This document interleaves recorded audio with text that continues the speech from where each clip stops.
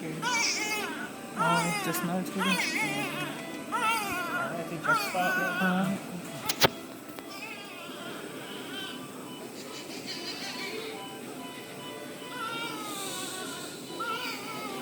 Pumpkin. I didn't know I love breastfeed now. Alright, thank you. So feel better here. Now your mommy come look for you. Oh, oh no.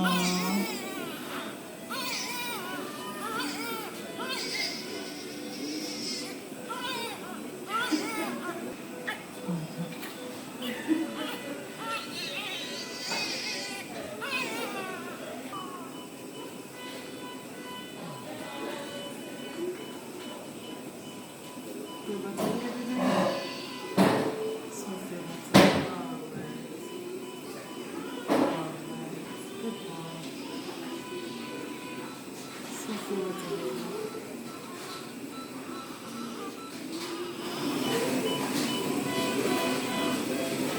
Amazing, you were inside of me.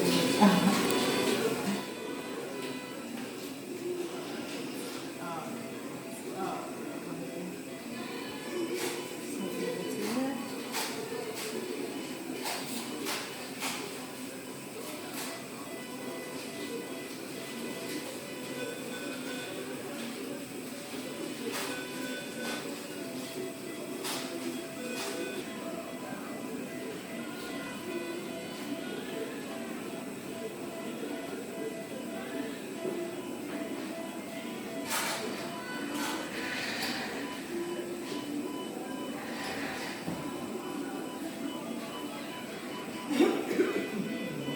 Hi viewers, this is Renee. Welcome to our channel. So today is a special day, and before I even get into that, let me just invite you to touch that subscribe button down below so that whenever new videos are out, you'll be notified. So today is my son's birthday, and I want to tell you our story because it has not been easy. So it's been an 8-year journey. We've never really tried not to have a baby. I'd been diagnosed with polycystic ovarian syndrome when I was in high school. So I already knew that the prognosis was pretty dismal when it came to me having a child, that I'd have a struggle and that more than likely we would have to have intervention in order to conceive. So I told my husband about this when we were dating, and he of course didn't just take it for granted. He went and he spoke with friends who he knew whose moms were nurses, and he found out about the diagnosis and what it meant. After that, being a Christian, he also went to God in his own way and asked him, would he ever be able to have a child, or would he ever have his own child? And he got comfort about that. Of course, that didn't make our 7-year plus struggle any easier, because there were times when, even knowing that you had gotten that promise, it's like you wonder, was it really God? Was it me? My gynae had put me on Motherhood in order to help me to conceive, because what happens in polycystic ovarian syndrome is pretty much that you're not having a regular cycle, which is integral, of course, in you being able to conceive. And he had put me on Narcolepsy in order to start my cycle. I don't remember what the other tablet was. So there was one to start the cycle, there was one to start the maturity, I suppose, of the eggs. Been on that for a while, didn't work. I got discouraged and I couldn't bother. It was frustrating, of course, and I stopped going to the gynae altogether. Eventually though, I had to go back to the doctor and spoke with him, and of course, my doctor isn't the best doctor. He cussed me out nicely and told me, listen to me, if you're going to do this, you need to do it now, because time is running out, you're in your 30s and blah blah blah. I appreciate him for that, because he's the sweetest, but he'll just give it to you as it is. So went back on Narcolepsy, started again and tried a few cycles. It didn't work. He sent me to do an HCG, which pretty much is to test if your tubes are blocked. Gosh, it was an excruciating experience, and I am not exaggerating. Basically what they do is to They send a tube up into your ovaries, which releases a dye, which they now look on the screen and see where the dye goes. So if the dye goes to this part and not to that part, you know one part is blocked. Basically, my results was that one of my tubes was blocked. Back to the gynae we went, started doing narcolepsy again. Backtrack. When I went to do the HCG and I changed and I was in my gown and I was waiting to go in next, the lady who was in front of me was screaming in the room. I literally got up, went out to the door where my cousin-in-law was sitting out in the lobby waiting on me, and I said, I'm going home. I said, I'm not going through whatever that lady is going through. I'm going home. And she came inside with me and sat down. And my God, I was scared. And when I went inside, I knew for sure why I was to be scared. It's painful. Some things that women have to go through, my God. The things that I've been through cause me to appreciate my mother so much more. I know she hasn't been through what I went through, but I mean, still, there are things that may correlate to what I've been through that she's been through. That was a horrible experience. It was like the worst period cramps I've ever felt in my life. It was just like intense cramps, like, oh, I was there like, like, believe me. And I told the doctor, I went back to my gynae and I said, listen to me, if I have to do that one more time in order to have a child, I will never have a child. And I was dead serious. Struggles. Anyways, past that, went back, started going on narcolepsy again. Since I had one tube to work with, I was eventually sent to a specialist in Kingston. Really nice doctor. That was another struggle for me because I honestly, because I thought, all right, now at this point, nothing is happening. If I go to Kingston, they're going to do artificial insemination. The next step from there would have been IVF, which is in vitro fertilization in tube, test tube. And I was like, God, honestly, I don't want to do this. I don't want the introduction to my child's life to be you're artificially inseminated. I don't want this. God, please, me begging, me begging, me begging, me begging. Me say, God, just give me a miracle, please. No, go to Kingston. It's like, God, please, I'm begging you. I don't want to test tube baby, quote unquote. No disrespect to anybody who has any. I just didn't want that. I was like, I don't want to go through artificial insemination either. He said I must go. Eventually, I stopped being stubborn and went to Kingston. When I went, he spoke to me about all the different results and all that. And he told me, okay, go home, try it. What we have to do now is that we'll have to monitor your eggs by ultrasound. He gave me a different medication from narcolepsy. He gave me letrozole, which I'd never tried before. And he said, what we'll have to do whenever you your eggs would have reached, I think it was 12 days, we'd have to start doing an ultrasound to see if they're mature enough for us to give you the injection that would release the egg, ensure that the egg is released in order that it would be fertilized. I came home, took that. I mean, like, I really didn't expect that this was what's going to happen. I thought, yes, I'm going to Kingston, he's just going to set me up for artificial insemination, and then we'll move from there to IVF. So I was like, okay. Came home, took it, went, and man, I'm telling you, I had a great team of doctors. I hear people complaining about doctors at the hospital, nurses at the hospital. Didn't have that experience. There's only one little hiccup I had, and it wasn't anybody being rude or not being nice or anything like that. I'm telling you, my team of doctors, my team of nurses, all the professional care that I got from the receptionist all the way up, stellar.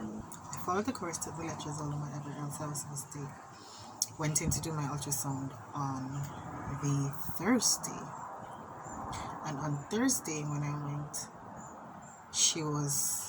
this is where Dr. Henry came in, by the way, because she did all my ultrasounds. So she told me, she said, this egg is ready. You may want to try even before you get the shot. I came home, followed the doctor's orders, and when I got up the next morning, I knew for a fact that I was pregnant. You can tell me, science says it's not possible for you to know that you're pregnant right away. I knew within 12 hours. I had all the symptoms the following morning. I have an app, the Ovia fertility app, that I listed. As a matter of fact, I'll attach it in this video. All the symptoms I listed persisted from that day forward until after I confirmed my pregnancy. So I personally, I'll tell you, if you're trying or in any medical circumstance, trust your body. Yes, the doctors are professionals and they have their education, they have their training and everything, and I support that and I respect them for all that, but trust your body. If your body tells you one thing, listen to it. So, yeah, got up the next morning, knew I was pregnant, but anyways, I said, okay, this is like a 7-year battle. You have to understand that within these 7 years, I've been taking test after test after test. I've been feeling this way, feeling that way. Mentally and emotionally, your mind plays tricks on you. You have all sorts of symptoms during that 7 years that you've never been pregnant. And it plays on you. So when you get to this point now, you're like, all right, let's not put our hope up too much. Even though you kind of know, you kind of just keep it to yourself, or you kind of just hope and pray. So I didn't even tell my husband. I didn't tell him anything because I'm like, I'm not going to get his hopes up and then go disappoint him. So I just like went on with it. Went to the doctor the following evening, got the shot, everything. Just as if nothing had happened. Didn't say anything to the doctor either. So that was it. Continued. 2 weeks later, 14 days, did the first test, got a positive. I was shaking like this. It's the first positive I've ever gotten. Told my husband. He didn't believe me until probably the third test. I did the first response test, which is the most sensitive test. I used the cheap test, and I used the cheap test again, and all of them are positive. I still have them. I'll attach them. Yeah, so that's how that went. So now here is the irony of life. I'm a praise and worship leader at my church, right? In September, we have what we call Praise and Worship Sunday. It's basically like 2 hours of praise and worship straight. We have basically no preaching. Maybe the pastor might say like a little short sermon, but sometimes we don't have a sermon at all. So everything is replaced by praise and worship. We just have maybe scripture reading or whatever, but it's praise and worship. So we have different team leaders leading and the entire team is backing. So I stood up for like 2 hours in the morning. And we had two services, 7:30 and 10:30. I stood up for like 2 hours in the morning. Went back and stood up for the same amount of time in the second session. Ironically, that was the morning that I actually announced, and I said, after it was 6 years at the time, after 6 years of struggling, blah blah blah, finally, and I'm telling you, it was a powerful session. And as a praise and worship leader and as a minister, when certain things happen, you just look out for an attack. So I kind of mentally was a little bit prepared. But funny enough, when I came down, when I did my ministry and I came down and I was shaking.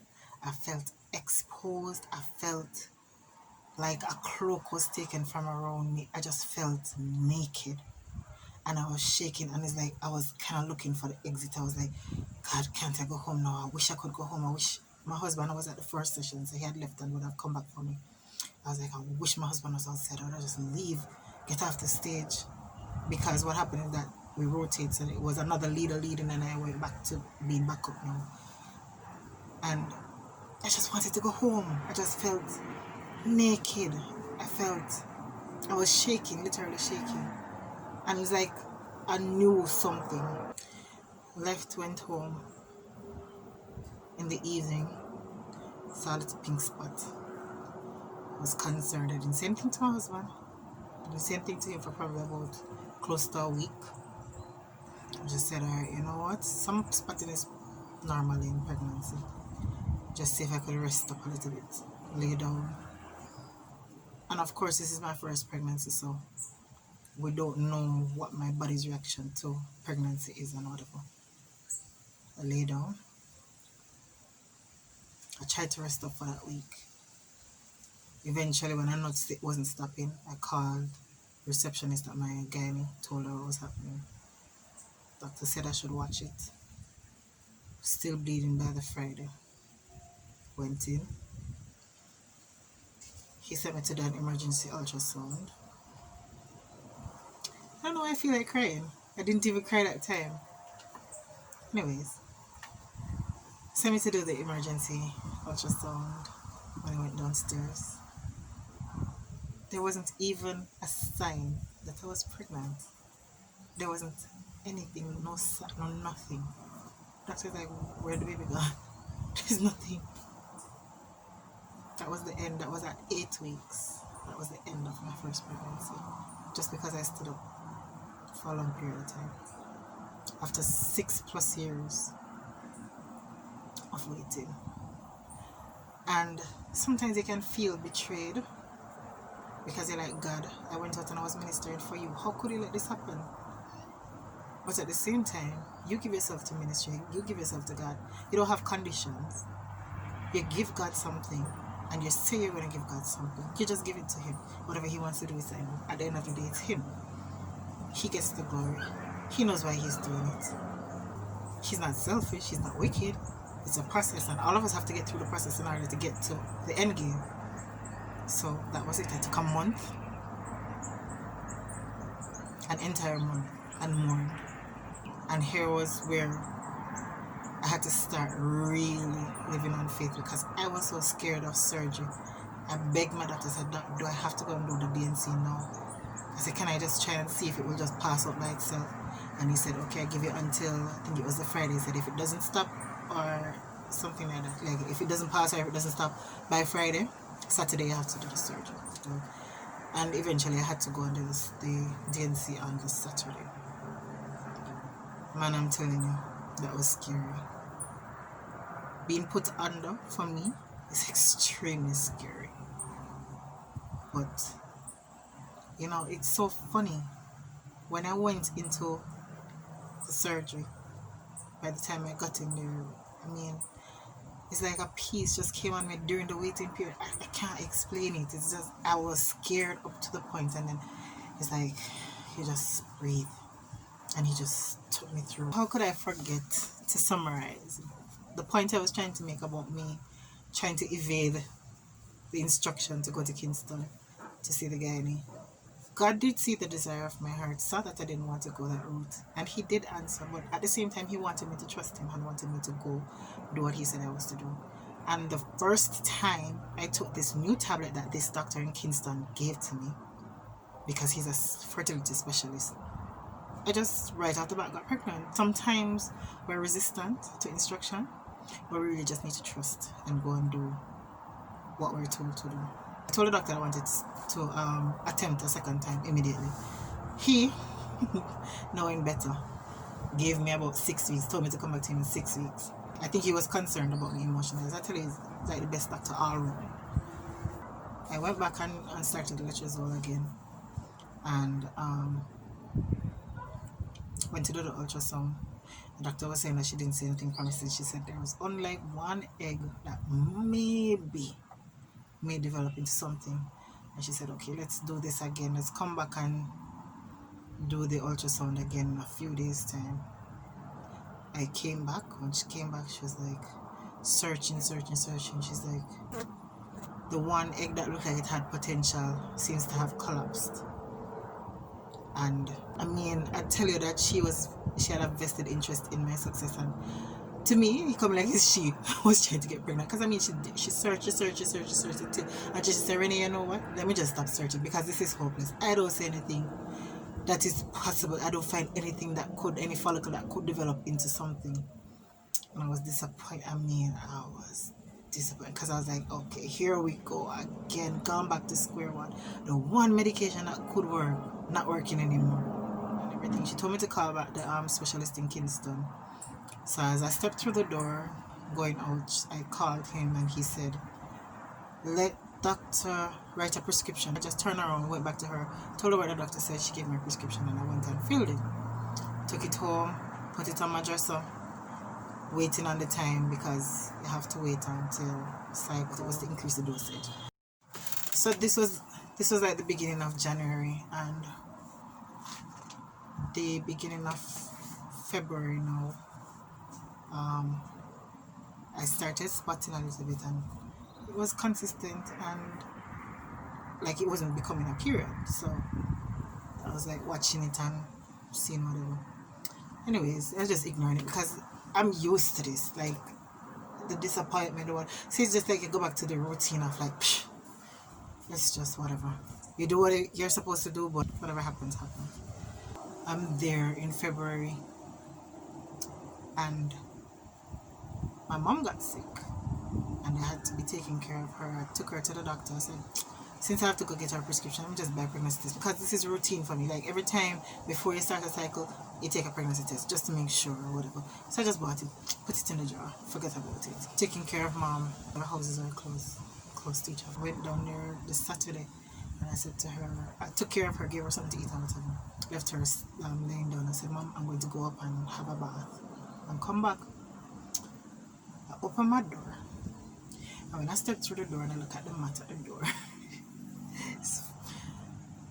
the mat, like, you know, when you just come in, because we live on a marly area. It's not a red dirt, even though we're in Manitoba, we live on basically, we call it a marl pit. When I step in and I look at the mat and I see, you know, you wipe your foot and like the dirt just there everywhere on the mat and like on the side of the mat or whatever. I was like, jeez and peas, me and my husband wipe having foot on the mat and him couldn't clean up, him couldn't just sweep it out or something. I got so mad. I took up the phone 3 times and put it down. So I went call him and quarrel with him and said, you couldn't sweep up the place or whatever. And I said to myself, said, no man, Ernie, this is not you. You're not so miserable. What are you being so for? So I said, no man, Ernie, you must be pregnant. Something must have gone. So out of joke, like, we just say, alright, this is me have the pregnancy test. Let me just go take it. Go in the bathroom, the pregnancy test, put it on the floor. And I will tell you, it is routine for me. It's like you just take the pregnancy test, you throw it in the garbage. I put the test on the ground and I come like this before my head could swivel to the opposite side. I saw pink start coming up and I go, so. I say, huh? When I look and I see 2 pink lines, I start shake again, look like my side contract with shaking.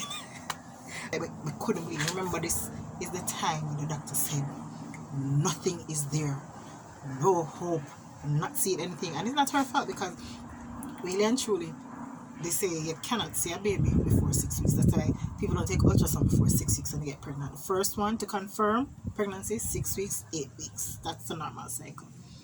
And of course it was before that time, so the egg would have been fertilized and released somewhere going down that tunnel into the passage wherever it's supposed to go into the uterus. So there's no way, the size, it wasn't implanted, there was no way for her to pick it up. So it's not any fault of the doctor at all. I'm not implying that. And then remember, I'm spotting. So you know, you come back to the concern. The spotting is probably, yes, it was more than the time when I lost my last baby. Went to the doctor. I think I did the ultrasound at that point in time, and everything was fine. Heartbeat was there, everything. So now, because of what happened the last time, I had to be put on Cutinox, which is an injection. I take a daily injection. So for those of you who saw the music video, you'd have seen the part where there's a picture of my tummy and it was all bruised up because I had to be switching sides. Over here get bruised up from the injection, and I switch over to this side. I mean, my tummy was sore. Can you imagine? Months and months of it. I'm afraid a needle, and I had to do it myself. There were times when I sat down and I looked at the needle from morning, go straight back to about 9 o'clock in the night before I take the injection because I'm just afraid of needle. Eventually I had to take a diabetes tablet. Me did decide so I'm not gonna take the diabetes tablet because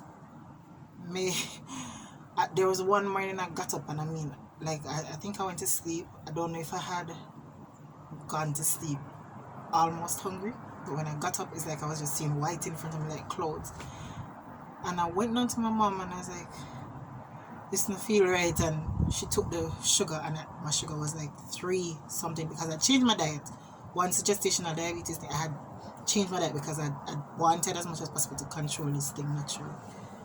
But he had given me the tablet, so I took it.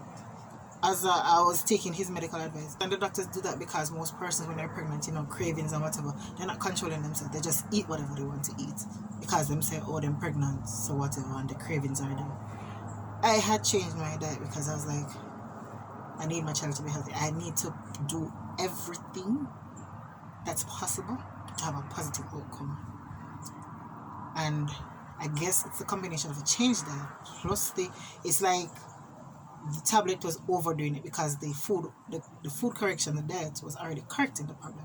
So the tablet just took a good situation and made it bad. When I went back to the doctor, I told him, listen, I'm taking any more medicine.